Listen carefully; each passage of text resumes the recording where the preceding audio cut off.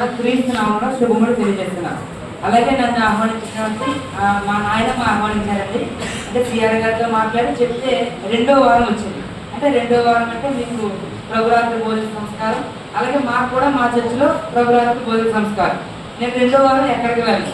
అయితే వద్దాం అనుకుంటే పాస్టర్ గారు మనం గౌరవించాలి, అలాగే సిఆర్ గారు మనం గౌరవించాలి. ఆయన యొక్క పర్మిషన్ మనం తీసుకునే అప్పుడు మనం రావాలి. అలా చెప్పి నేను మొన్న 3వ వారం రమ్మన్నారు. 3వ వారం మా చర్చిలోనే నేను వాక్యం చెప్తానండి. 4వ వారం అడిగితే నేను సిఆర్ గారిని అడిగితే సిఆర్ గారు పర్మిషన్ ఇస్తే నేను రావడం జరిగింది. ఏదైనా దేవునికి మహిమ. మరొకసారి నేను సిఆర్ గారికి ప్రత్యేకమైన వందనాలు తెలియజేస్తున్నాను. మంచి రూల్స్ అండ్ రెగ్యులేషన్స్ పెట్టడం బట్టి కూడా నేను ప్రభువుని చూపిస్తున్నాను. ఎందుకంటే ఈ రోజులో ప్రజలు ఎలా తయారయ్యారంటే అలాంటి రూల్స్ చెప్తే కోపాలు వచ్చేస్తున్నాయి. నేను ఎవరిని ఏం అనలేదు, అలా సమాజంలో జరిగే దాని గురించి చెప్తున్నాను. నేను వేరే విధంగా చెప్పగానే ఇలాంటి అయ్యగారుల గురించి నేను చెప్తాను ఒకవేళ అవసరం వస్తే. ఎందుకంటే ఇలాంటి వారు కొరువైపోతున్నారు. ఎందుకంటే ఏదైనా మాట్లాడాలనుకోండి ఆయన పక్క పెట్టేద్దామా అనే మాటలు వెనకాల వస్తున్నాయి. కాబట్టి నేను ఎవరు భయపడతా చెప్పట్లేదు, ఎవరు దూషించడం కూడా నేను చెప్పడం లేదు. కానీ ఇదంతా సమాజంలో జరుగుతున్న విషయాన్ని మేము ముందుంచాలి. ఏదేమైనా కానీ కొంతసేపు దేవుడి యొక్క వాక్యాన్ని ధ్యానించడానికి ప్రయత్నం చేద్దాం. చిన్న ప్రార్థన చేసుకుని వాక్యంలో వద్దాం. ప్రేమలో తండ్రి, కృపగల దేవా, యేసయ్యా మీకు వందనాలు. మీరు ఇచ్చిన అవకాశం బట్టి ఈ యొక్క వాక్యాన్ని ధ్యానించిన తండ్రి కొన్ని విషయాలు తెలుసుకుని మీలో ఇంకా బలపడడానికి ఈ యొక్క వాక్య స్థానంగా నడుచుకోవడానికి మీరే సహాయం చేసి నడిపించింది. ఇప్పుడు నేను వాక్యం చెప్తున్నాను కానీ నేను తండ్రి మాట్లాడేది ప్రభావ మీరే నా నోటి ద్వారా మాట్లాడి నీ యొక్క ప్రజలకు వాక్యం వినే ఆ యొక్క ఆలోచన విధానాన్ని దయచేసి ఏ రకమైన నిద్రపాటు ఏ రకమైన ఇబ్బంది లేకుండా తండ్రి అధికారుల మొదలుకొని శిరస్సు వరకు మీరు అధికారం వహించమని యేసు నామములో అడిగినాం తండ్రి, ఆమేన్. ఈ రోజు మనం మాట్లాడుకునే అంశం ఏంటండి అంటే ఒక విశ్వాసి యొక్క పునాది బండ మీద ఇసుక మీద. చెప్పండి, ఒక విశ్వాసి యొక్క పునాది బండ మీద లేక ఇసుక మీద. ఈ సందర్భాన్ని గురించి మనం మాట్లాడదాం. ఈ సందర్భంలోనే చివరికి వచ్చేసరికి నేను కొంత చరిత్ర గురించి మనం మాట్లాడుకున్నాం.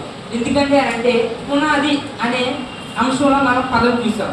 ఆ పునాది అనే పదాల గురించి కొన్ని ఇంకా తెలియదు కాబట్టి చరిత్ర సంగతులు కూడా కొన్ని ఉన్నాయి. అవన్నీ కూడా చివరిలో మనం ధ్యానించడానికి ప్రయత్నం చేద్దాం. ఈరోజు 3వ వాక్యంగా మత్తయి సువార్త 7వ అధ్యాయము 24వ వచనం. కాబట్టి ఈ నా మాటలు విని వాటి చొప్పున చేయ ప్రతివాడును బండ మీద తన ఇల్లు కట్టుకుని బుద్ధిమంతుని పోలిందని ఆచారు. అందుకే మనం ఇప్పుడు మన మూలవాక్యానికి సంబంధించిన దాన్ని మనం ఏం తీసుకున్నామండి అంటే అంశం క్రైస్తవ విశ్వాస యొక్క పునాది బండ మీద చెప్పండి ఇసుక మీద. అదే మూలవాక్యాన్ని మనం తీసుకున్నాం. ఇక్కడ మనం బాగా గమనించినట్లయితే మనం చదివిన మూలవాక్యంలోనే మొట్టమొదటి పదం ఏముందండి అంటే కాబట్టి అని ఉంది. ఏంటంటే కాబట్టి అని అంటే ఏదో ముందు ఏదో సందర్భం ఉంది. అంటే కాబట్టి అనే పదం ఎప్పుడు వాడతామండి అని అంటే 2 విషయాలు లేదా వేరే వేరే సందర్భాల్లో మనం మాట్లాడేటప్పుడు 2 విషయాల్ని కలపడానికి ఉపయోగిస్తారు. ఈ యొక్క కాబట్టి అని, అలాగే అని, మరియు అని అలాంటి పదాలు. అంటే కాబట్టి అనే పదం వాడామంటే అంతకుముందు ఏదో సందర్భం ఖచ్చితంగా ఉంది. ఈ సందర్భాన్ని గురించి మనం ఖచ్చితంగా జాగ్రత్తగా ధ్యానించాలి. ఎందుకు ధ్యానించాలి అంటే మనం ధ్యానిస్తున్న పుస్తకం పేరు మత్తయి సువార్త. ఈ మత్తయి సువార్తనే మన 4 సువార్తలు ఉన్నాయి బైబిల్లో. ఏంటంటే అంటే మత్తయి సువార్త, మార్కు సువార్త, లూకా సువార్త, యోహాను సువార్త. మీరు ఎప్పుడైనా బాగా గమనిస్తే సువార్త వాక్యాలు మనం చదివేటప్పుడు నిల్చుంటా ఉంటాం. ఎందుకు నిలబడతామంటే అంటే అవి స్వయంగా యేసుక్రీస్తు యొక్క నోటి ద్వారా వచ్చిన మాటలు కాబట్టి. అంటే దేవుని నోటి ద్వారా వచ్చిన మాటలు మనం గౌరవిస్తాం కాబట్టి ఆ గౌరవంతో మనం నిలబడి వాక్యం చదువుతూ ఉంటాం. అదేవిధంగా కూర్చుని మనం ఎలా వినాలి అంటే మంచి ఫోకస్తో, కాన్సన్ట్రేషన్, ఏకాగ్రతతో ఆ యొక్క దేవుని యొక్క నోటి నుంచి వచ్చిన మాటలు మనం జాగ్రత్తగా వినాలి. అలాంటి సందర్భంలోనే మనం కనుక బాగా చూస్తే ఈ మత్తయి సువార్త 5వ అధ్యాయము, 6వ అధ్యాయము, 7వ అధ్యాయం ఈ 3 అధ్యాయానికి ఒక పేరు ఉందండి, ప్రత్యేక పేరు. ఏంటండి ఆ పేరు అంటే కొండ మీద ప్రసంగం. మనం బాగా గమనిస్తే పాత నిబంధనలో ఒక కొండ ఉంది, కొత్త నిబంధనలో కొండ ఉంది. ఈ 2 కొండలకి మంచి ప్రాముఖ్యత ఉంది. ఏంటి ఆ ప్రాముఖ్యత అంటే పాత నిబంధనలో మనం కనుక చూస్తే ఒక పర్వతం ఉంది, కొండ. ఆ కొండ మీద మనకి ఏమొచ్చినాయండి? 10 ఆజ్ఞలు వచ్చాయి. మరి ఈ కొండ మీద ఏమొచ్చినాయండి? ధన్యతలు వచ్చాయి. అందుకే ఈ కొండకి మనం ప్రాముఖ్యత ఇచ్చాం. ఈ కొండలో అంటే కొండ మీద చివరి ప్రసంగం, ఆ ప్రసంగంలో చివరి భాగానికి వచ్చాం. ఆ చివరి భాగంలోనే యేసుక్రీస్తు మాటలు మాట్లాడుతూ ఉన్నారు. ఏం మాట్లాడారు? కాబట్టి నా మాటలు విని వాడు చెప్పిన చేయ ప్రతి వాడును బండ మీద ఇల్లు కట్టుకుని బుద్ధిమంతుని పోలి ఉండను. కాబట్టి అన్నాం కాబట్టి ముందు ఏదో సందర్భం ఉంది. ఆ సందర్భాన్ని నేను మీకు బ్రీఫ్గా చెప్పడానికి ప్రయత్నం చేశాను. ఏంటంటే ఆ సందర్భం అంటే యేసుక్రీస్తు ఈ యొక్క 7వ అధ్యాయంలో ఏం మాట్లాడాలండి అంటే, తీర్పు తీర్చకండి, మీరు ఎదుటి వరకు తీర్పు తీర్చకూడదు, ఎందుకంటే నేను మీకు తీర్పు తీస్తాను కాబట్టి అని దేవుడు సెలవిస్తున్నారని యేసుక్రీస్తు చెప్పారు. తర్వాత ఏమన్నారంటే, అడగండి మీకు ఇస్తాను, వెతకండి దొరుకుతారు, తట్టండి తీయబడతారు. ఈ సందర్భాల గురించి మాట్లాడారు. 2. మరి 3వ సందర్భం ఏంటంటే ఇరుకు ద్వారాన ప్రవేశించారు. ఎందుకని? ఇరుకు ద్వారాన్ని వెళ్ళేవారు చాలా కొద్దిమంది. విశాలమైన మార్గం ఉంటుంది, ఆ విశాలమైన మార్గమే లోకం, దాంట్లో వెళ్ళకండి. కానీ ఎలా వెళ్ళాలి? ఇరుకు మార్గంలో వెళ్ళండి అని 3వ సందర్భం. తర్వాత 4వ సందర్భం ఎవరండి అంటే అబద్ధ ప్రవక్తల గురించి యేసుక్రీస్తు మాట్లాడారు. తర్వాత 5వ సందర్భం ఏంటంటే అంటే ఇదిగోండి ఇదే. ఏంటండి? ఇల్లు కట్టేవారు కొండ మీద కడతారా? చెప్పండి, ఇసుకలో కడతారు. ఈ 5 సందర్భాలు మనకు ఈ యొక్క మత్తయి సువార్త 7వ అధ్యాయంలో కనబడతాయి. అందుకే మనం ఇక్కడ ఏమన్నా కాబట్టి అని చదివాం. కాబట్టి పైన ఉన్నదే చెప్పండి ఏంటండి? ఈ యొక్క అబద్ధ ప్రవక్తల గురించి. అందుకే ఒకసారి మనం 21వ వచనం కనుక చూస్తే, ప్రభువా ప్రభువా అని నన్ను పిలిచి ప్రతివాడును పరలోక రాజ్యంలో ప్రవేశింపడు గాని పరలోకమందున్న నా తండ్రి చిత్తము చేయవాడే ప్రవేశించును. 22వ వచనం, ఆ దినమందు అనేకులు నన్ను చూచి ప్రభువా ప్రభువా మేము నీ నామమున ప్రవచింపలేదా, నీ నామమున దెయ్యములను వెళ్ళగొట్టలేదా, నీ నామమున అనేకమైన అద్భుతములు చేయలేదా చెప్పుదురు. ఆచేద్దాం. ఇప్పుడు బాగా గమనించండి, మనం 5 సందర్భాలు మనం బాగా చూసాం. 5 సందర్భాల్లో 5వ సందర్భం ఇప్పుడు మనం మాట్లాడుకుంటున్నాం. 5వ సందర్భానికి ముందున్నదే 4వ సందర్భం. ఆ 4వ సందర్భంలో యేసుక్రీస్తు ఎవరి గురించి మాట్లాడారండి? అబద్ధ ప్రవక్తల గురించి మాట్లాడారు. అందుకే ప్రభువా ప్రభువా అని పిలిచే ప్రతి ఒక్కడు పరలోక రాజ్యానికి రారు, కానీ ఏం చేయాలి? తండ్రి చిత్త ప్రకారం చేయాలి. అంటే ఈ మాట ఎందుకు చెప్పాల్సి వచ్చిందంటే, ఆ రోజుల్లో కొంతమంది బోధకులు ఉన్నారు. ఎవరంటే? బోధకులు అంటే వాక్యం చెప్పేవారు. వాళ్ళని యాజకులు అంటాం, ప్రధాన యాజకులు అంటాం, శాస్త్రులు అంటాం, పరిసయ్యులు అంటాం, సద్దుకయ్యులు అంటాం, ధర్మశాస్త్ర పండితులు అంటాం. ఇలాంటి వాళ్ళు వాక్యం చెప్తూ ఉన్నారు. కానీ వాక్యం చెప్తున్నారు కానీ వాళ్ళ యొక్క జీవితంగా అనుసరించేవారు కాదు. అందుకోసం యేసుక్రీస్తు ఏమన్నారంటే, ప్రభువా ప్రభువా అని పిలిచేవారు ఎవరో పరలోక రాజ్యానికి రాదు. కానీ చివరి 22వ వచనంలో ఒక మాట అన్నారు. ఏమన్నా చూడండి ఒకసారి. ఆ దినమందు అనేకులు నన్ను చూచి ప్రభువా ప్రభువా మేము నీ నామమును ప్రవచించలేదా? చేద్దాం. ఇక్కడ మనం బాగా గమనిస్తే ఎవరు ప్రవచిస్తారండి? ప్రవక్తలు ప్రవచిస్తారు. ఇప్పుడు ప్రవక్తలు ఎవరండి? వాక్యం చెప్పేవారు. వాక్యం చెప్పేవారికి పోదు అంటే ఇప్పుడు చెప్పండి, ఈ సందర్భం ఎవరి గురించి? అబద్ధ ప్రవక్తల గురించి, అంటే కపట ప్రవక్తల గురించి. మొదటి ప్రశ్న ఏమంటారు వాళ్ళు? ప్రభా నువ్వు నన్నేమో ఇలా వెళ్ళిపోమంటావు, కానీ నేను ఏం చేశాను? నీ కోసం నేను లోపల ఏం చేశాను? ప్రవచించాను కదా ప్రభా అని అడిగారు. మొదటి క్వశ్చన్. 2వ ప్రశ్న ఏంటండి? చూడండి, నీ నామమున దెయ్యం వెళ్ళగొట్టలేదా? దెయ్యాలు వెళ్ళగొట్టేస్తారు కదండి కొంతమంది పాస్టర్లు ఈ రోజుల్లో ఉండాలంటారు. అందుకే ఆ పాస్టర్ కొంత పేరు పెట్టారు, ఏమని? దెయ్యాల పాస్టర్ అని. ఎందుకని? అతను దెయ్యాలు వెళ్ళగొడతారు కాబట్టి. అంటే ఇలాంటి కపటమైన ఈ యొక్క ప్రవక్తలు ఏమంటారంటే, మొదటిది ఏమంటారు? ప్రభువా నీ నామాన్ని మేము ప్రవచించాం, జరగబోయేది చెప్పాం, నువ్వు ఇలాగ అంటున్నావు. ఏమన్నా దేవుడు నువ్వు నేను ఎవరో నీకు తెలియదు అంటావు. 1. 2 ఏంటండి? నీ కోసం మేము ఎన్నెన్నో దెయ్యాలు వెళ్ళగొట్టాం, కానీ మళ్ళీ నువ్వు ఇలా ఎలా ప్రభా? 3వది అద్భుతములు చేయలేదా? అద్భుతాలు కూడా చేసేవాళ్ళు ఎవరండి? ఈ యొక్క యాజకులు. అంటే ఆ రోజుల్లో యాజకులే, అంటే ఆ రోజుల్లో ప్రవక్తలే. అంటే ఈ 3 అడిగారు. కానీ ప్రభు అన్నాడు ఏమని? మీరు నన్ను ఎరిగిన వారు కాదు, కాబట్టి అక్రమము చేయవాళ్ళారా నా యొద్ద నుండి పొండి అన్నారు. ఈ మాట ఎవరు అన్నారండి అంటే కపటమైన ప్రవక్తలు అన్నారు. ఇప్పుడు మనం ఈ రోజు అంశంలోకి వద్దాం. ఈ రోజు అంశంలో మనం చదవగలండి. కాబట్టి నా మాటలు విని, బాగా గమనించండి. అంటే కాబట్టి అనే దాని ముందు ఏముందో మనం చూసాం. ఇప్పుడు కాబట్టి తర్వాత ఏమొస్తుందో చూస్తున్నాం. అంటే ముందు ఎవరి గురించి మాట్లాడారండి?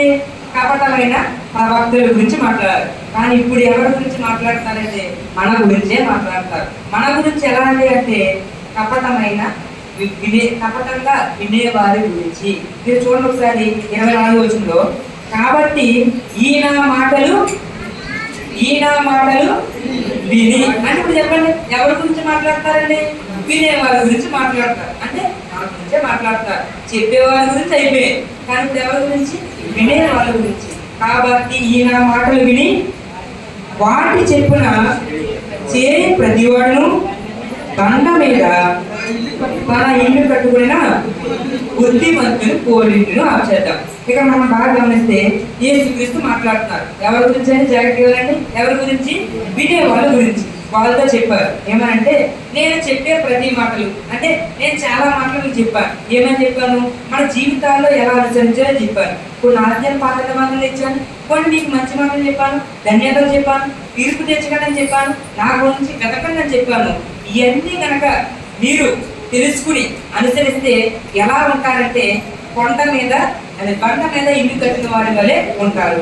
ఇదంతా ఎందుకు చెప్పాల్సి వచ్చిందంటే యేసుక్రీస్తుకి అదే ప్రభువుకి కొన్ని ఎలా అంటే వినేవాళ్ళు ఆసక్తితో వినాలి, వినేవాళ్ళకి అర్థమయ్యే రీతిలో చెప్పాలి అని ఆయన ఏం చేసేవారంటే ఉదాహరణ రూపంతో చెప్పేవారు. అందుకే సుమారుగా మనకు సువార్తల్లో 40కి పైగా ఉపమానాలు కనిపిస్తూ ఉంటాయి. అంటే ఉపమానాలు చదివినప్పుడు చూడండి ఎంత ఈజీగా ఉందా అనిపిస్తారు, అన్నీ అర్థమవుతుంది. అంటే సామాన్య ప్రజలకు కూడా అర్థమయ్యేటట్టు చెప్పాలి అని ప్రభు ఏం చేసేవారు?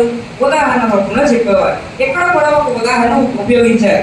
ఏంటంటే ఆ యొక్క ఉదాహరణ అంటే ఒక అతను బుద్ధిమంతుడు ఉన్నాడండి, బుద్ధిహీనుడు ఉన్నాడు. బుద్ధిమంతుడు అంటే ఎవరండి? దేవుని వాక్యాన్ని విని అనుసరించేవాడు. బుద్ధిహీనుడు అంటే ఎవరండి? పేరులోనే ఉంది బుద్ధిహీనుడు. హీనుడు అంటే ఈయనత అంటే లేనివాడు, అంటే జ్ఞానం లేనివాడు. ఇద్దరి గురించి చూసామండి. ఇద్దరి గురించి యేసు ప్రభు వాళ్ళని పోలిస్తూ ఇలా చెప్పారు. ఏమనంటే ఒక అబ్బాయి ఉన్నాడు, అతను ఎలాంటి వాడు? బుద్ధిమంతుడు. బుద్ధి కలిగిన వ్యక్తి కాబట్టి ఆయన ఏం చేశాడంటే తన ఇల్లు కట్టాడు. ఇల్లు అంటే ఇక్కడ ఏం పడాలంటే తన యొక్క విశ్వాస జీవితంలో తన యొక్క విశ్వాసాన్ని ఇల్లుతో పోల్చారు. గమనించండి, తన యొక్క క్రైస్తవ విశ్వాసాన్ని ఇల్లుతో పోల్చారు. ఆ ఇల్లు ఎక్కడ కట్టారండి?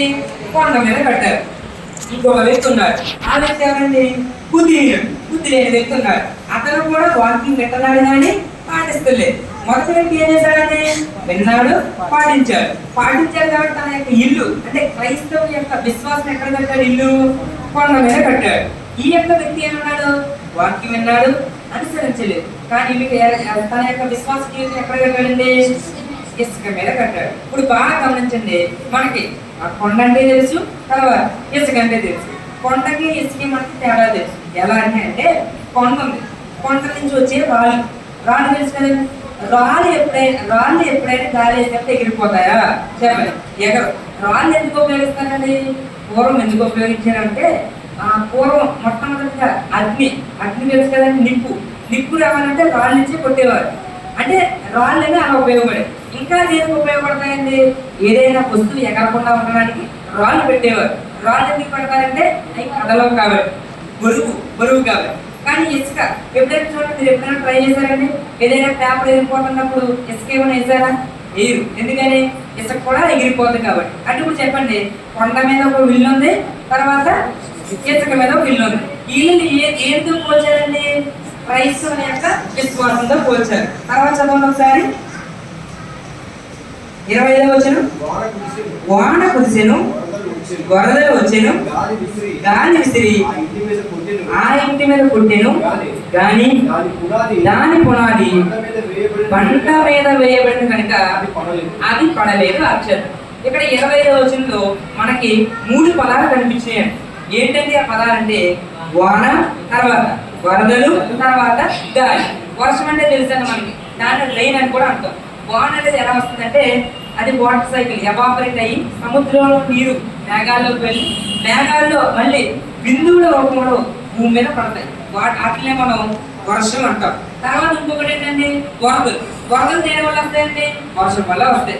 వర్షం వచ్చిన నీళ్లు భూమిలో ఇముడు అంటే అవి పీల్చుకోకపోతే భూమి మీద నిలబడిపోయి ఆ వాటర్ ఉంటానే ఫ్లడ్స్ అంటాం. వాటిని వరదలు అంటాం. వర్షం ఏమంటాం? వర్షం కురిసింది అంటాం. అక్కడ అదే పదం చూడండి.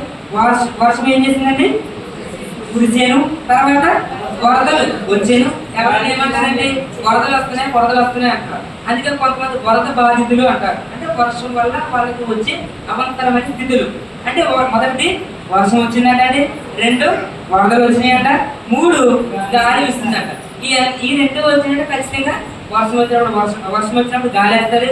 అలాగే వరదలు ఉన్నప్పుడు కూడా ప్రకృతి యొక్క వైద్యం యొక్క కారణంగా గాలి కూడా వేస్తారు. ఈ 3 వచ్చినాయి అంటారు. ఈ 3 వచ్చినప్పుడు ఒక ఇల్లు ఉంది. ఆ ఇల్లు ఎక్కడ కట్టబడి ఉంది? కొండ మీద ఉంది. ఆ కొండ మీద నీళ్లు పడలేదు. ఇప్పుడు మనం బాగా గమనిస్తే ఆ ఇల్లుని ఏమి పరీక్షించినాయండి అంటే వాతావరణం ఆ ఇల్లుని పరీక్షించింది. గుర్తుపెట్టుకోండి. ఎలా పరీక్షించిందండి అంటే ఒక ఇల్లుని వాతావరణం ఎలా పరీక్షిస్తుందో క్రైస్తవ విశ్వాసం కూడా శ్రమలు అలాగే పరీక్షిస్తాయి. గుర్తుపెట్టుకోండి. బాగా గమనించండి. ఇప్పుడు మీరు చెప్పండి, ఇల్లు ఉందండి. ఇల్లులో మొదటి ఏమొచ్చింది? మనకి వర్షం వచ్చింది.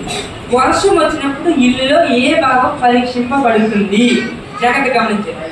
వర్షం అంటే మనం గమనించండి. వర్షం వచ్చినప్పుడు ఏది భాగం పరీక్షింపబడుతుంది?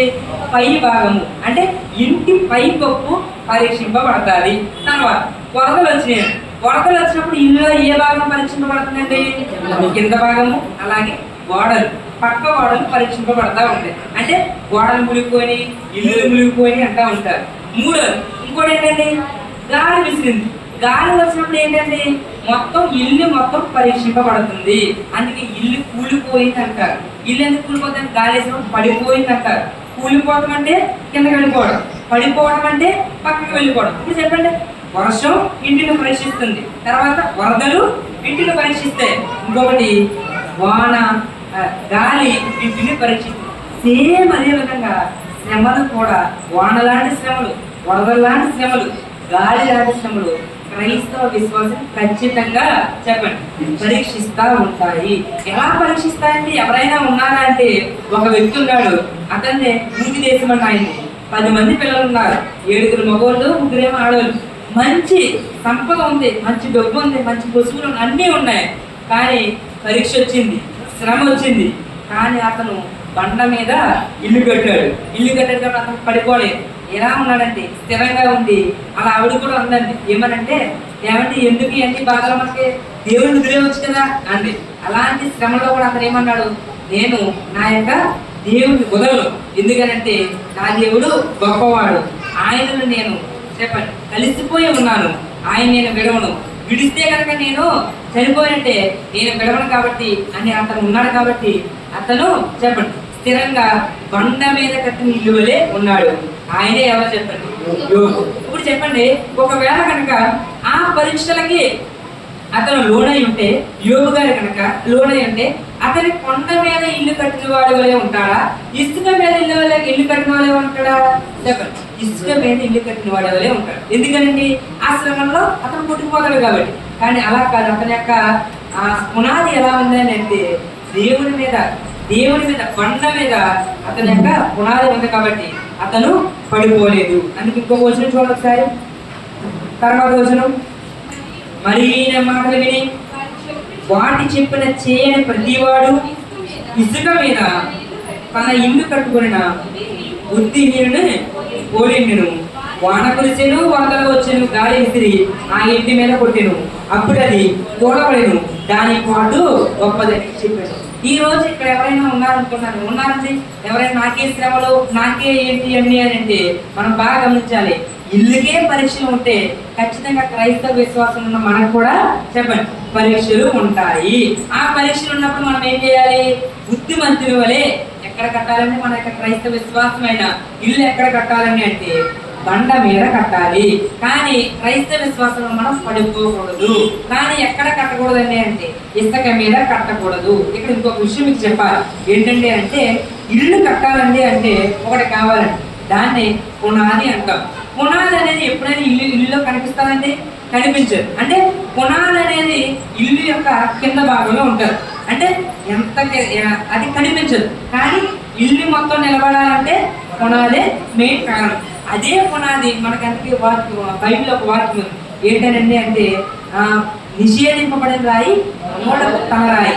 అలాగే ఇంకొక మాట ఉంది ఏంటని అంటే క్రీస్తే బండ. ఆ బండ ఎవరండి? క్రీస్తే. అంటే ఇప్పుడు చెప్పండి, క్రీస్తు అనే బండ మీద కనుక మన యొక్క విశ్వాసాన్ని కట్టుకుంటే మనం కదల్చబడము.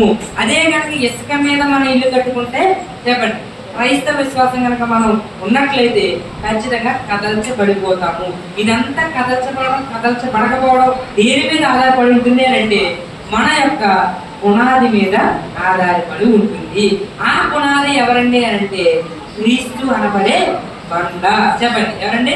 క్రీస్తు అనబడే బండ. ఇప్పుడు చెప్పండి, ఇప్పుడు మనం మాట్లాడడం ఈ కొండ ఎవరండి అని అంటే క్రీస్తే. అంటే క్రీస్తు మీద కనుక మన యొక్క విశ్వాస జీవితం ఉంటే మనము ఎన్ని వర్షమనే, ఆ వరదలనే, గాలిలని, శ్రమలు వచ్చినా మనము నిలకడగానే ఉంటాం, కానీ కదల్చబడం. కానీ ఇసుక అనే సాధారణ అనే బండ మీద కనుక మనం ఉన్నామనుకోండి ఖచ్చితంగా మనము కూలిపోతాం. అక్కడ ఇదే యేసుక్రీస్తు చెప్పారు ఏమనంటే వినేవారు మీతోనే నేను చెప్తున్నాను. ఏం చెప్తున్నానంటే ఇద్దరు ఉన్నారు. ఒకటి బుద్ధి కలిగిన వ్యక్తి ఉన్నాడు, బుద్ధి లేని వ్యక్తి ఉన్నాడు.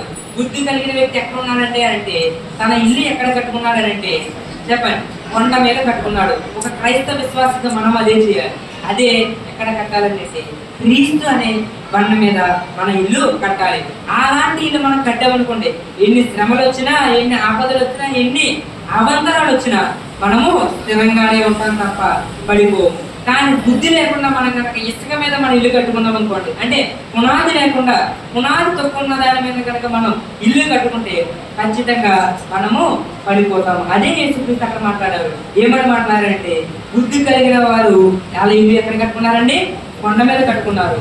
బుద్ధి లేని వారు ఇసుకలో కట్టుకున్నారు. ఇప్పుడు చెప్పండి, ఇసుకలో కట్టుకున్న వారు యోబు ఇసుకలో ఇల్లు తన యొక్క జీవితాన్ని నిలబెట్టాడా లేదా బండ మీద తన యొక్క జీవితాన్ని నిలబెట్టాడా? చెప్పండి. యోబు బండ మీద తన యొక్క ఇల్లు కట్టుకున్నాడు, అందుకే అతను స్థిరంగా ఉన్నాడు. ఇంకా ఇంకొక వ్యక్తి కూడా ఉన్నాడు. ఎవరంటే అంటే మనకు బాగా తెలుసు, విలపించే ప్రవక్త. ఆయన ఎవరంటే అంటే చాలా వెక్కిలు మాత్రం పడ్డాడు, చాలా మంది వెక్కిరించారు, చాలా మంది దూషించారు.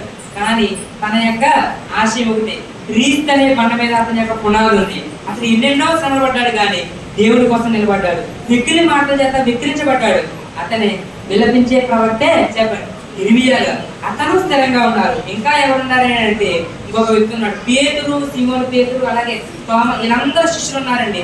శిష్యులందరూ కూడా తన యొక్క జీవితాన్ని ఎక్కడ ఉంచారంటే అంటే చెప్పండి క్రీస్తు అనే బండ మీద ఉంచారు. అందుకోసం వాళ్ళు ఎంతో శ్రమలు పడ్డారు, ఎన్నో వేదనకు గురయ్యారు. కానీ వాళ్ళ యొక్క ఏం ఒకటి ఏంటంటే అంటే క్రీస్తులో మేము స్థిరంగా ఉండాలి. ఒకవేళ కనుక మేము ఇసుక మీద కనుక ఇల్లు కట్టుకుంటే ఖచ్చితంగా మేము కూలిపోతే అప్పుడు ప్రభు అంటాడు ఏమని, అక్రమము చేయవల్లారా నాయకులండి పోండి అని అంటాడు. అలా అనకుండా ఉండాలంటే మనం ఏం చేయాలంటే మన యొక్క జీవితాన్ని క్రీస్తు అనే బండ మీద చెప్పాలి కట్టుకోవాలి.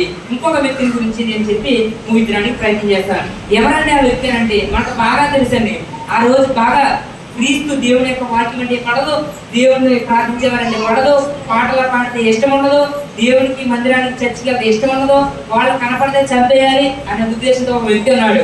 ఆయనే చెప్పండి అపోస్తలుడైన పౌలు. మీరు చాలా తెలివైన ఉంటుంది. అసలు నేను చెప్పకుండానే మీరు ఆన్సర్ చేస్తారంటే చాలా తెలివైన వాళ్ళు. సరే, ఇప్పుడు మనం గమనించండి, ఆయనే అపోస్తలుడైన పౌలు.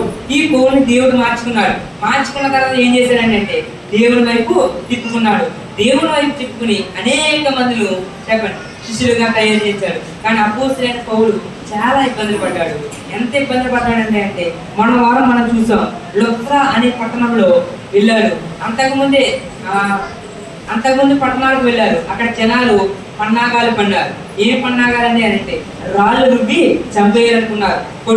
కొట్టి ఆ యొక్క ఊరు వెలుపలికి తీసుకెళ్లి లాక్కెళ్ళిపోయారు. కానీ అన్ని శ్రమలు అనుభవించినా ఆయన తన యొక్క విశ్వాసం అనే పునాదిని తీయలేదు. ఆయన యొక్క పునాది ఎక్కడుందో చెప్పండి, బండ మీదే ఉంది.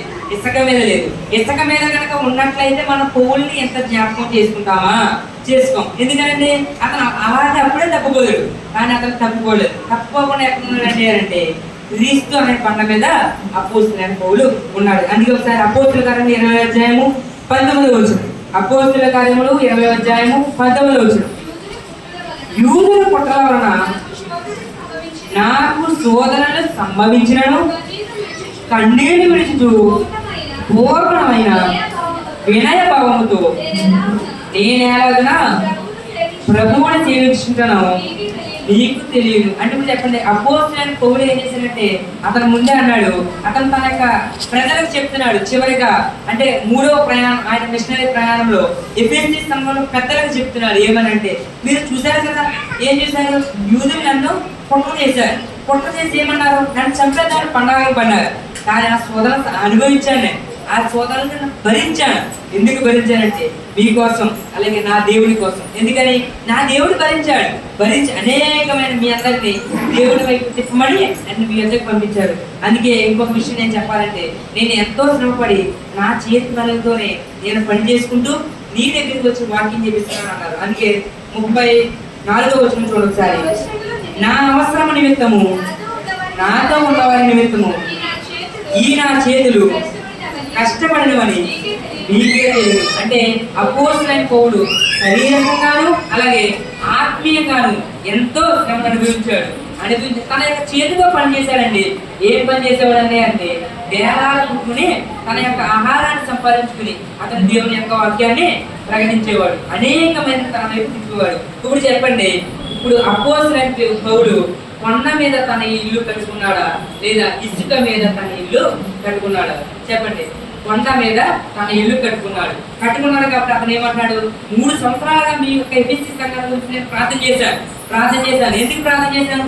ఎన్నో శ్రమలు వచ్చినాయి, ఎన్నో గాలి లాంటి శ్రమలు వచ్చినాయి, ఎన్నో వరద లాంటి శ్రమలు వచ్చినాయి, ఎన్నో చెప్పండి వర్షం లాంటి శ్రమలు కూడా వచ్చినాయి. అవన్నీ నేను వదులుకున్నాను, అన్ని భరించాను. ఎందుకు భరించానంటే క్రీస్తు అనే బండ మీద నా యొక్క పునాది వేయబడింది కాబట్టి. ఇప్పుడు చెప్పండి, మనం 4 వ్యక్తుల గురించి చూసాం. ఒకటి యోబు గురించి చూస్తాం. యోబు తన యొక్క జీవితాన్ని ఎక్కడ పునాది వేశాడండి అంటే చెప్పండి, క్రీస్తు అనే బండ మీద పునాది వేశాడు. తర్వాత ఇర్మియా చూస్తాం. ఇర్మియా ఎక్కడ తన యొక్క పునాది వేశాడంటే చెప్పండి, క్రీస్తు అనే బండ మీద పునాది వేశాడు. 3 ఎవరి గురించి చెప్పుకున్నామనంటే శిష్యుల గురించి చెప్పుకున్నాం. యేసుక్రీస్తు 12 మంది శిష్యుల్లో కొంతమంది 12 మందిలో యోధ చనిపోయినా యోధ ఎక్కలేదు. మిగిలిన శిష్యులు వాళ్ళ పునాది క్రీస్తు అనే బండే. చివరిగా ఒక వ్యక్తి గురించి మనం మాట్లాడు, ఆయనే చెప్పండి అపోస్తులైన పౌలు. ఈ పౌలు తన యొక్క పునాదిని ఎక్కడ వేశాడండి అంటే క్రీస్తు అనే బండ మీదే వేశాడు. అంటే బండ మీద తన ఇల్లును కట్టుకున్నాడు. ఖచ్చితంగా కనుక ఈ 4 ఇసుక మీద కనుక తన వాళ్ళ ఇల్లు కట్టుకుంటే వాళ్ళు ఈ రోజు మనం మాట్లాడుకునే వారమా? చెప్పండి, మాట్లాడుకునే వారము కాదు. అందుకే మనం ఎలా ఉండాలంటే క్రీస్తు అనే బండ మీద మనం పునాది వేయబడిన వారి వలె ఉండాలి. ఇక్కడ మీకు చిన్న చరిత్ర చెప్పి ముగించడానికి ప్రయత్నం చేస్తాను. ఇక్కడ ఇంకొక పునాది వేయబడిన ఇతర వ్యక్తుల గురించి మీ ముందు నుంచి నేను ముగించడానికి ప్రయత్నం చేస్తాను. ఒక వ్యక్తి మనకు బాగా తెలుసు. ఎందుకు ఈ చరిత్ర చెప్పాలంటే, మనం ఏ చర్చలో ఉన్నామండి? లోకల్ చర్చలో ఉన్నాం. ఖచ్చితంగా ఈ సందర్భం ఖచ్చితంగా తెలియాలి. ఎందుకు తెలియాలంటే అంటే ఎవరైనా అడుగుతారండి ఖచ్చితంగా సమాధానం. అడిగినప్పుడు మనం సమాధానం చెప్పాలి. ఆ సమాధానం చెప్పకపోతే వాళ్ళు అంటారు, ఏమంటారు? బాయ్ చెప్పి వాళ్ళు వెళ్ళిపోతారు. అలా చెప్పకుండా ఉండాలంటే మనం ఏం చేయాలి? తెలుసుకుని మనం చెప్పాలి. అలా చెప్పే పరిస్థితి రాకుండానే మనం తెలుసుకోవడం చాలా ముఖ్యం. అలాగే మనం బాగా గమనిస్తే ఒక వ్యక్తి పునాది వేశాడు.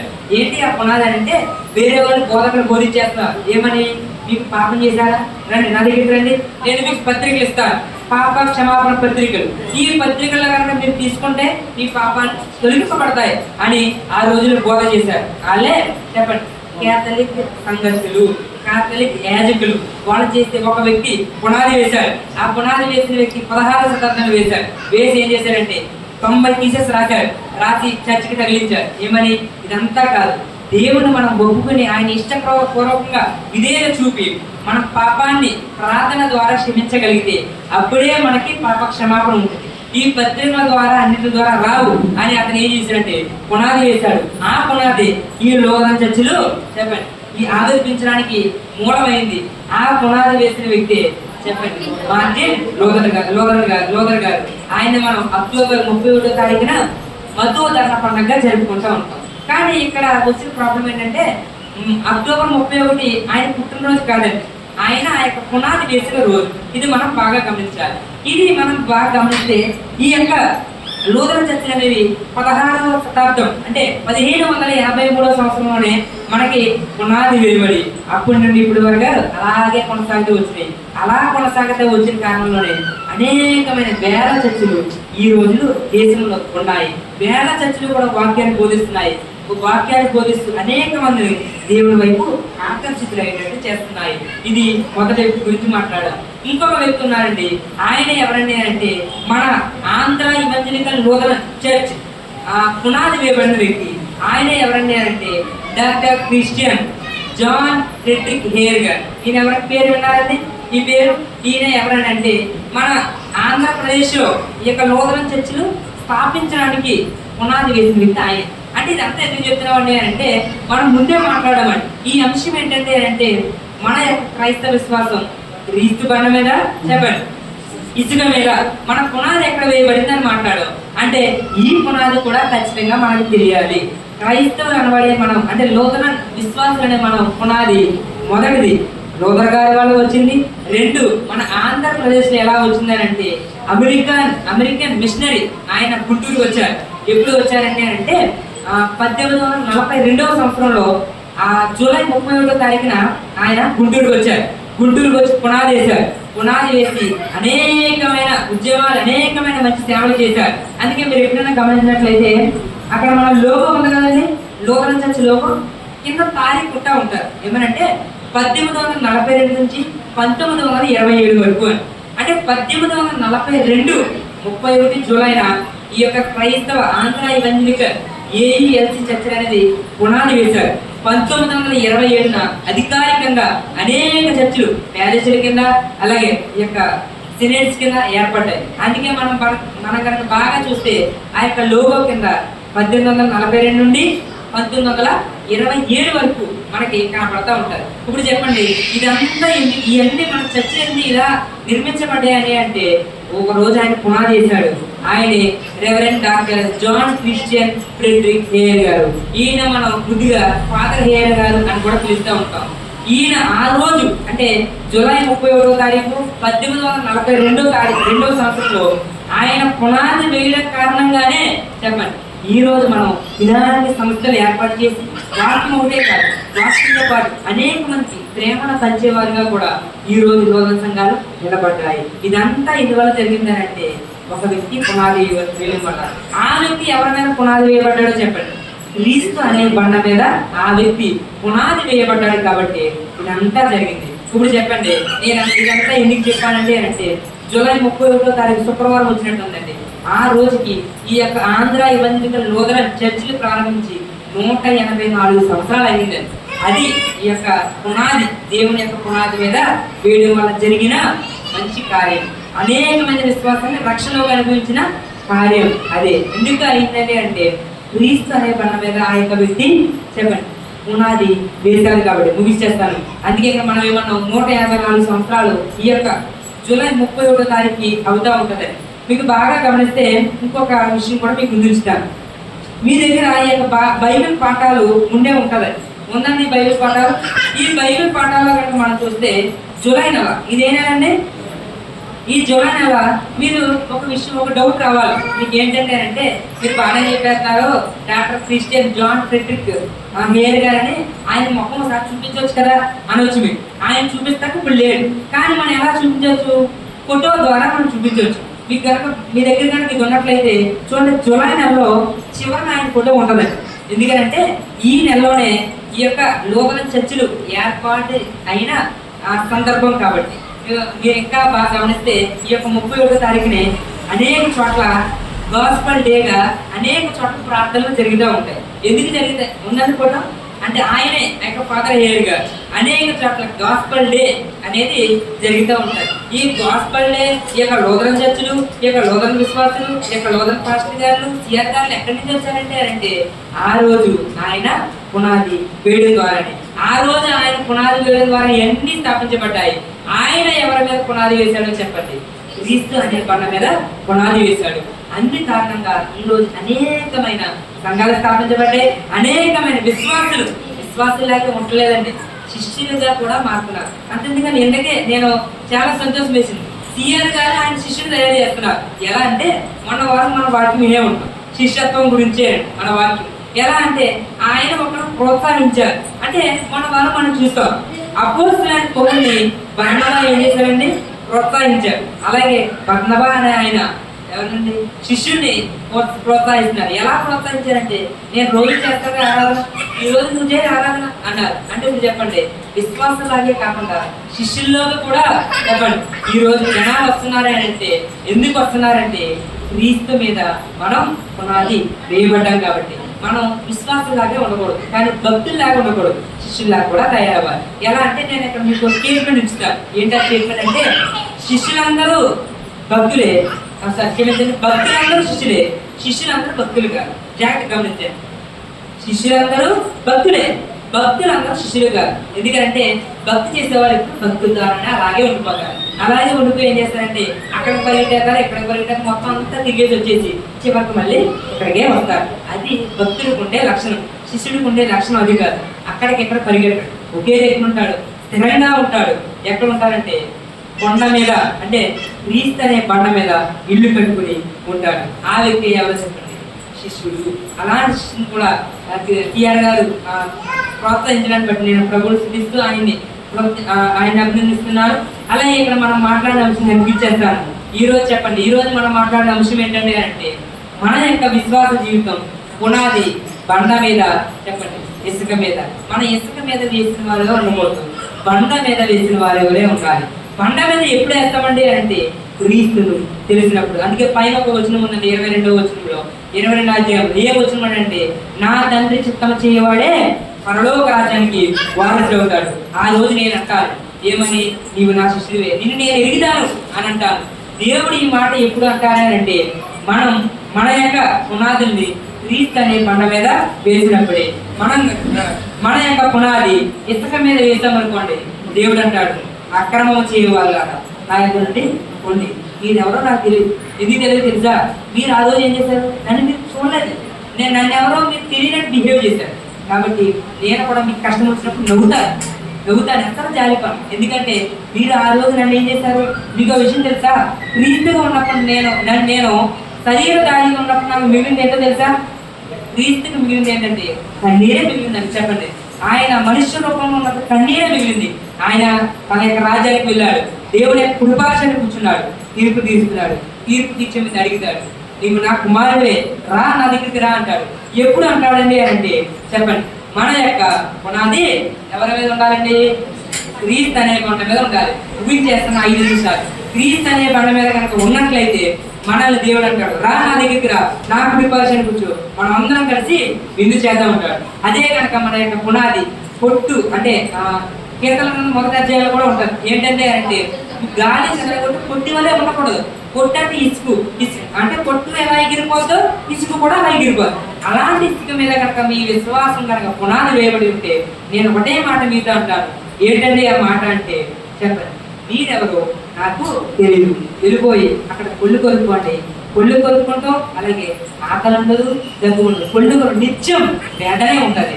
కాబట్టి అలా ఉండకుండా మనం ఉండాలి అంటే దేవుని యొక్క చిత్తాన్ని తెలుసుకుని మనం నడుచుకోవాలి. అలా చిత్తాన్ని నేర్చుకుని నడుచుకోవాలంటే మొదటిగా మనం చేయాల్సిన పని ఏంటంటే అంటే చెప్పండి, వినాలి.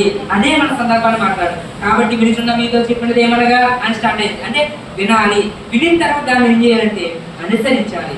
అనుసరించి ఏం చేయాలంటే దేవుని ప్రేమను పంచాలి. దేవుని ప్రేమను పంచి ఏం చేయాలంటే అనేక మందిని దేవుని వైపు తిప్పేవారిగా అట్రాక్ట్ చేసేవారు. మనల్ని మనం అట్రాక్ట్ చేసుకున్న కాదు, కానీ మన ద్వారా మనం రిఫ్లెక్ట్ అయ్యి దేవుని వైపు వాడిని అట్రాక్ట్ చేయాలి. అలా చేస్తే కనుక మనము బండ మీద పునాదులు వేయబడే వారిగా ఉంటాము. అలాగే ఉంది శిష్యులు కూడా అనేక మందిని దేవుళ్ళలోకి తీసుకొస్తారు. కానీ మన మన జీవితం ఎలా ఉండాలంటే చిన్న చిన్న శ్రమలు, కష్టాలు ఇవన్నీ వచ్చినప్పుడు ఒకటే అనుకోవాలి, ఏంటని అంటే ఆ రోజు యోగు ఉన్నాడు, యోగు నా ఆవిడ కూడా ఉంది. ఈ రోజు నేను చెప్తున్నాను ఒక విషయం, ఒకవేళ కనుక ఈ రోజు ఇక్కడ కూర్చున్న వాళ్ళ భార్యలు ఎవరైనా కనుక ఎందుకు క్రీస్తున్నా ఎందుకు అంటే మనకే శ్రమలు వస్తాయంటే మీరు ఈ మాట చెప్పండి, ఏమనంటే ఆ రోజులో యోగులు ఆవిడ కూడా అలాగే ఉంది, నీకు ఆవిడకి ఏం తేడాలని చెప్పండి. ఎందుకని ఆ రోజు ఆవిడ కానీ ఆ యొక్క యోగు తన యొక్క స్థిరమైన పునాది ఎక్కడ వేశాడండి అంటే చెప్పండి, బండ, క్రీస్తు అనే బండ మీద వేశాడు. కానీ ఆమె యొక్క భార్య ఆమె యొక్క పునాది ఎక్కడ వేసిందంటే ఇసుక మీద వేసింది. అందుకే ఆమె ఏం చేసింది, దేవుని మీద విశ్వాసం ఉంచలేకపోయింది, విధేయత చూపలేకపోయింది.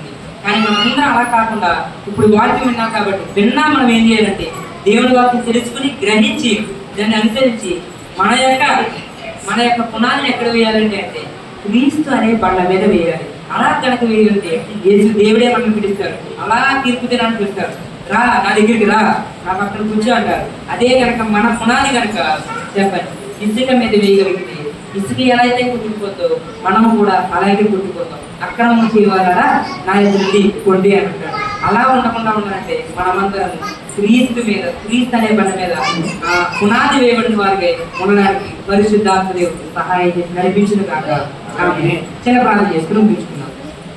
ప్రభా ఈ సేవ మీకు వందనాలు, ఇచ్చిన అవకాశం బట్టి మీకు వందనాలు తండ్రి. ఈ యొక్క వాక్యంలో కొన్ని విషయాలు తెలుసుకుని నిన్ను ఎలా ఆరాధించాలి, నీ యొక్క వాక్యం ఎలా వినాలి, విన్న వాక్యాన్ని ఎలా అనుసరించాలి, మా యొక్క పునాదులు క్రీస్తు అనే బండ మీద ఎలా వేయాలి, ఇసుక మీద వేయకూడదు అనే యొక్క జ్ఞానం కలిగిన వాక్యాన్ని మీరే మాతో మాట్లాడి నడిపించినందుకు మీకు వందనాలు. ఎవరైతే వాక్యం విన్నారో తండ్రి వాళ్ళ యొక్క జీవితంలో కనుక తండ్రి గాలి లాంటి, వరదలు లాంటి, వర్షము లాంటి ఏమైనా కనుక శ్రమలు ఉంటుందంటే యేసు నామములో వాళ్ళని పరీక్షించి తీసివేయుదురు గాక. వాళ్ళకి మంచి ఆరోగ్యం దయచేయండి. వాళ్ళ స్థిరంగా ఉండి నీ వైపే చూసి అనేకమైన వారిని నీ వైపు తిప్పేవారుగా ఉండడానికి సహాయం చేసి నడిపించే వారి యొక్క జీవితాలను నీకు అప్పగిస్తుంది. నిన్ను రిఫ్లెక్ట్ చేసి అనేక మంది నీ వైపు తిప్పేవారు ఉండడానికి సహాయం చేయండి. వారి జీవితాలు ఏదైతే అనారోగ్యం ఉండకండి, అనారోగ్యమైన వేదన, అనారోగ్యమైన ఏదైతే శ్రమలు ఉన్నాయండి ఏ శ్రమలు అయితే తీసివేయండి, మీరే మహిమ తెచ్చుకోండి. అదే ప్రభావ ఇక్కడ ఎవరైతే ఉన్నారో ప్రతి ఒక్కరిని దీవించండి, ఆశీర్వించండి. పుట్టినరోజు సిఆర్ గారు దీవించండి, ఆశీర్వించే ప్రభావ. అనారోగ్యం ఉన్నారంటే ఆయనకి ఏమన్నా అనారోగ్యం కనుక ఉన్నట్లయితే ఏసు నామములో అనారోగ్యం తీసివేసి అనేక మందిని నీ వైపు తిప్పేవారుగా ఎంతో మంచి రూల్స్తో నీ యొక్క సన్నిధిలో వీళ్ళందరినీ నడిపించే వారిగా ఉండడానికి సహాయం చేయండి. ఆయన కుటుంబాన్ని దీవించండి, ఆచరించండి. ఆయన చేసిన పనుబాటులో తండ్రి అవును తండ్రి మీరే నీ యొక్క వాక్యం సెలవించింది తండ్రి. అనేక మంది వారు కూడా తండ్రి వారి యొక్క జీవిత శైలిని జీవనంలో ఎంతో కష్టపడి తండ్రి ఆదివారం తండ్రి నీ యొక్క పునరుద్ధాన దినాలు అనేకమైన వారిని నీ వైపు తిప్పాలని అంతే ప్రయాసపడుతుంది. ఒకవైపు శరీరకంగా అలాగే ఆత్మీయంగా తండ్రి ఎంతో మంది దైవజనులు ఉన్నారు తండ్రి. వాళ్ళందరినీ దీవించండి, ఆశ్రయించండి. తీరగాన్ని కూడా అభివృద్ధిలోకి నడిపించండి. అలాగే తండ్రి పెద్దలను దీవించండి, ఆశ్రయించండి. ఆ రోజు ఎబిసి పెద్దలకు మీరు పౌలు ద్వారా మాట్లాడిన రీతి కదండి అనేకమైన వారు నీ యొక్క గొప్పదనాన్ని నీ యొక్క బండ మీద క్రీస్తు అనే బండ మీద మా యొక్క ఈ యొక్క పునాది వేయబడే వారు అనేకమైన పెద్దలను అలాగే అందరినీ తిప్పమని అడుగుతారు. అలాగే తండ్రి ఇక్కడ వరకు ఏ అవసరంతో వచ్చారంటే ఏసు నామములో యొక్క అవసరం తీసివేయండి. వాళ్ళందరినీ నిన్ను మహిమపరిచే వారిగా ఉండాలి. అవును తండ్రి నేను ఏమి చేసినా నిన్ను మహిమపరచాలి. మమ్మల్ని మాకు మహిమపరచుకోవడం కాదు తండ్రి, నిన్ను మహిమపరిచే వాళ్ళు ఉండడానికి సహాయం చేయండి. సమర్థము తండ్రి మా మేలు కొరకు మీ మహిమ కొరకు నడిపించండి. నేనేమైనా తప్పుగా నీ యొక్క వాక్యంలో తప్పుగా మనం మాట్లాడి క్షమించమని. ఎవరైతే వాక్యం ఉన్నారంటే ఆ వాక్యాన్ని అనుసరించి నడుచుకుని నిన్ను మహిమపరిచే వాళ్ళు ఉండడానికి సహాయం చేయమని. అనేక వారు మీ చిత్తాన్ని నెరవేర్చే వాళ్ళు ఉండడానికి సహాయం చేయమని. మీ చిత్తమైతే మరొకసారి నీ యొక్క వాక్యంలో ఇలా కలుసుకుని యొక్క బోధించడానికి సహాయం చేసి నడిపించమని యేసు నామములో అడిగి వేడుకుంటున్నాం తండ్రి. Thank you.